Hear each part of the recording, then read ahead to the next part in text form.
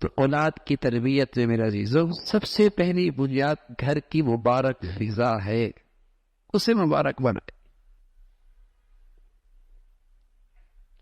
اگر طبیعتوں میں بوجھ بھی ہو تو اس کا تذکرہ اولادوں کے سامنے نہ ہو، کسی چیز میں اختلاف بھی ہو تو اس کا تذکرہ بچوں کے سامنے نہ ہو، اس لیے کہ اگر ان کے دلوں سے باپ کا احترام بھی نکلا، ماں کا بھی احترام نکلا، تو ان کے دلوں میں کس کی بات کا وزن ہوگا؟ کون سنبھالے گا انہیں؟ چیخنا، چلانا، جنجلانا،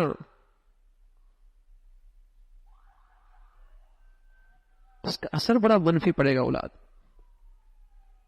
تو پہلی فضا ہے گھر کی فضا۔ یہ ماحول کیسا ہے؟ اور گھر کی زندگی بچہ سیکھتا ہے، گھر کی زندگی سے بچہ سیکھتا ہے، وہ صرف ماں کی مادری زبان نہیں سیکھتا، بلکہ جو کچھ وہ گھر میں دیکھتا ہے اس کے دل میں وہ سب چیزیں بھی نقش ہو جاتی۔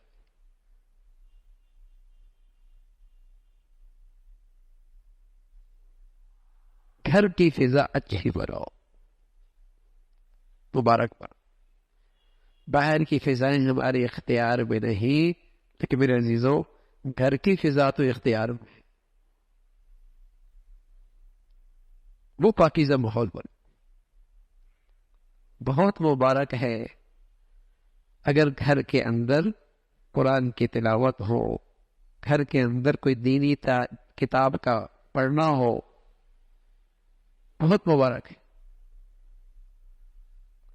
اس لیے کہ ذرا اگر آپ نے بچوں کو گھر میں نظر انداز کر دیا تو ان کی زندگی سب سے ہٹ کٹ کے اپنی الگ زندگی ہو جائے گی،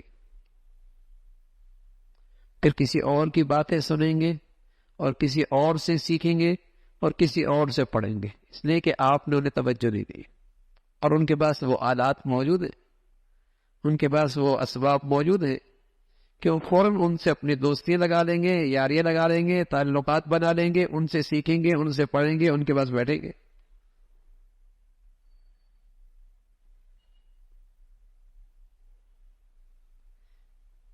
آپ گھر کے اندر ایسی فضا بنائیں کہ تاکہ وہ آپ کے ساتھ مصروف ہو۔ اور دوسرے نمبر پہ میرے عزیزو یہ دیکھا جائے کہ میں نے اپنے بچے کو کل کا سرمایہ بنانا ہے۔ یہ میری زندگی کی سب سے بڑی ترجیح ہے اپنے اولاد کے سلسلے میں۔ اولاد کے سلسلے میں میری سب سے بڑی ترجیح ہے کہ یہ کل کے لحاظ سے میرا سرمایہ بن جائے، اللہ کا فرما بردار بن جائے، یہ میری سب سے بڑی ترجیح ہے۔ اس ترجیح کو سامنے رکھ کر اس کے تعلیمی فیصلے پھر کریں، اس کے بارے میں جو آپ نے تعلیمی فیصلے کرنے ہیں اس کو سامنے رکھ کے کریں۔ آپ انجینئر بنائے، مبارک ہے، ڈاکٹر بنائے، کچھ بنائے، لیکن یہ بات آپ کے پیش نظر ہو کہ کل کے لحاظ سے میں نے اس کو اپنا سرمایہ بنانا ہے، اسے اپنے اللہ کا بنانا ہے۔ انبیاء علیہ الصلاۃ والسلام کی مبارک سوچ تو یہی ہوا کر، من لدنک ولیا یرثنی ویرث من آل یعقوب واجعلہ ربی رضیا۔ حضرات انبیاء علیہ الصلاۃ والسلام کی مبارک سوچ تو یہی اپنے اولاد کے بارے میں۔ پھر آپ اسے تعلیم دلائیں تو پھر آپ کا فیصلہ ان کے لیے تعلیم کے لحاظ سے مبارک ہوگا، اس بات کا خیال رکھیں۔